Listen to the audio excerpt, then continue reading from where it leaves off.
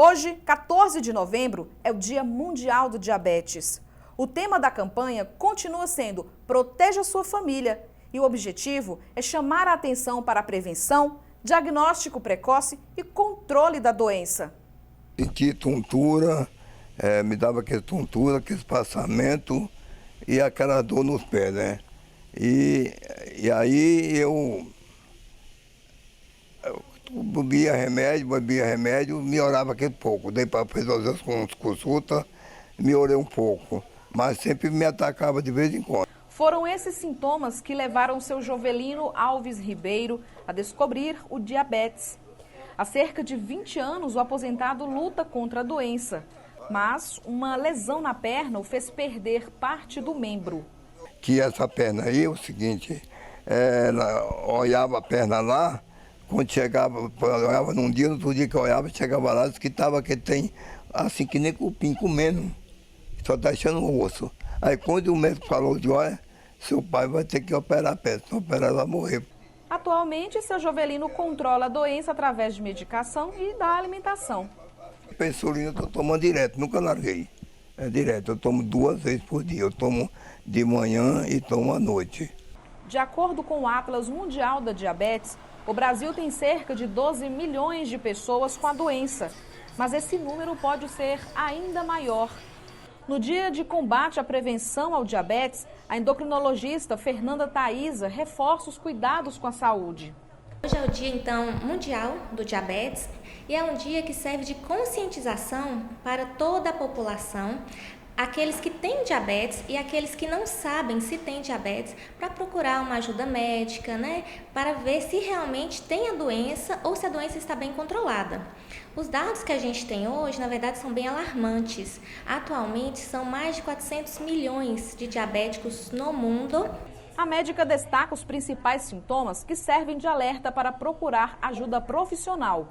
Alguns pacientes podem apresentar alguns sintomas, que é fome excessiva, uma perda de peso não explicada. Então, o paciente não está fazendo nenhum tipo de dieta e está perdendo peso, né? Apesar de estar comendo de forma exagerada.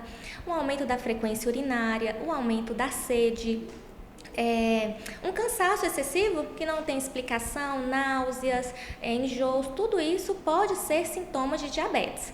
Para aqueles que são assintomáticos, a gente faz um rastreamento, geralmente na população acima de 40 anos, 45, se tiver fatores de risco. Quais são esses fatores de risco?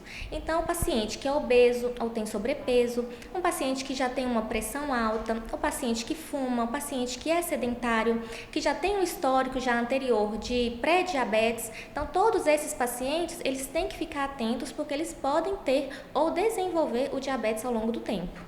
Nós temos vários tipos de diabetes. Nós temos o diabetes tipo 1, o diabetes tipo 2 e o diabetes gestacional, que são os mais comuns, mas temos outros também. O diabetes tipo 1, ele é causado por uma deficiência na produção da insulina. Ele acomete, de forma geral, mais crianças e adolescentes, mas eles podem também acometer adultos até 50 anos, mas com outro nome, que é o diabetes estipulada. Ele se desenvolve mais lentamente, por isso que geralmente ele é descoberto na idade adulta, e isso é muito um fator de confusão. O diabetes tipo 2, aí sim, geralmente é aquele diabetes desenvolvido e geralmente ele desenvolve com hábitos de vida inadequados, né, obesidade, geralmente acomete a população aí mais adulta e idosos, mas pode acometer qualquer faixa etária, tanto crianças como adultos. E alerta também para o cuidado ao realizar teste de glicemia instantâneo. Isso é um fator de confusão por muitas vezes, porque o que acontece? A glicemia capilar, que é o exame de ponta de dedo, que geralmente é isso que a gente faz, né, muitas vezes na rua para ver, ele muitas vezes não dá diagnóstico. Ele é muito bom para controle do diabetes. Então, um paciente que já é diabético, já tem o histórico da doença, para ele fazer controle durante o dia também. Isso é uma coisa que acontece muito, é que o paciente ele é diabético, e às vezes ele mede só a ponta de glicemia capilar em jejum, então só pela manhã. E muitas vezes ele não vê como que está esse controle durante o dia. Então, às vezes o paciente ele tem uma glicemia em jejum normal, mas ele tem uma hemoglobina glicada, que é a média do diabetes dos últimos 3 meses, totalmente descontrolado. Então, o diagnóstico mesmo deve ser feito com exame de laboratório, geralmente glicemias acima de 126, né, em duas medidas diferentes, ou um teste oral de tolerância à glicose, ou então hemoglobina glicada, que já entra também no diagnóstico. Pacientes que fazem glicemia capilar maior do que 200, aí sim entra como diagnóstico. E tem sintomas de diabetes, que são sintomas que nós falamos anteriormente, também já fazemos o diagnóstico da doença. Quando a pessoa não controla o diabetes, quais são os riscos que ela corre de desenvolver outras doenças que são, né, decorrentes desse não cuidado, né, de não cuidar, não tratar o diabetes? O diabetes, ele dá muitas complicações. Então, o mais importante é a gente tentar exatamente prevenir essas complicações. Então, o paciente que ele é pré-diabético, a gente não pode deixar ele evoluir para o diabetes compensado, né? O diabetes franco, quer dizer.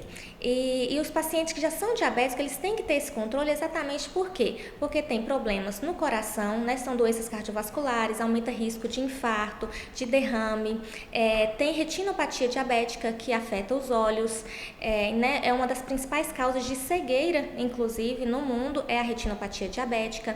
Nefropatia, então, acomete os rins. É aquele paciente que muitas vezes fala, doutora, eu bebo água o dia todo e às vezes faço pouco xixi, porque muitas vezes o rim já não consegue filtrar mais da mesma forma. Então, já tem uma insuficiência renal. Além disso, tem as neuropatias diabéticas, que acometem os nervos. Aquele paciente que vive sentindo dor, né? Não consegue mais levar uma vida saudável. Muitas vezes amputações de membros, de braço, pés, tem o pé diabético. Então, é importante o paciente sempre estar vigilante, fazer anualmente, tem o exame que a gente tem que fazer, o fundo de olho, o exame de urina, né, de rotina de 24 horas, exatamente para a gente prevenir e se adiantar essas complicações. Mas dá para levar uma vida saudável mesmo tendo a doença? Com certeza, tenho vários pacientes que têm uma vida saudável, que levam muito bem a doença.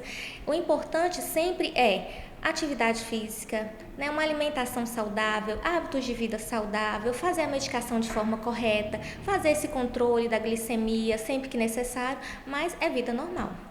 A pessoa que tem diabetes, ele tem o maior cuidado de não ter ferimento.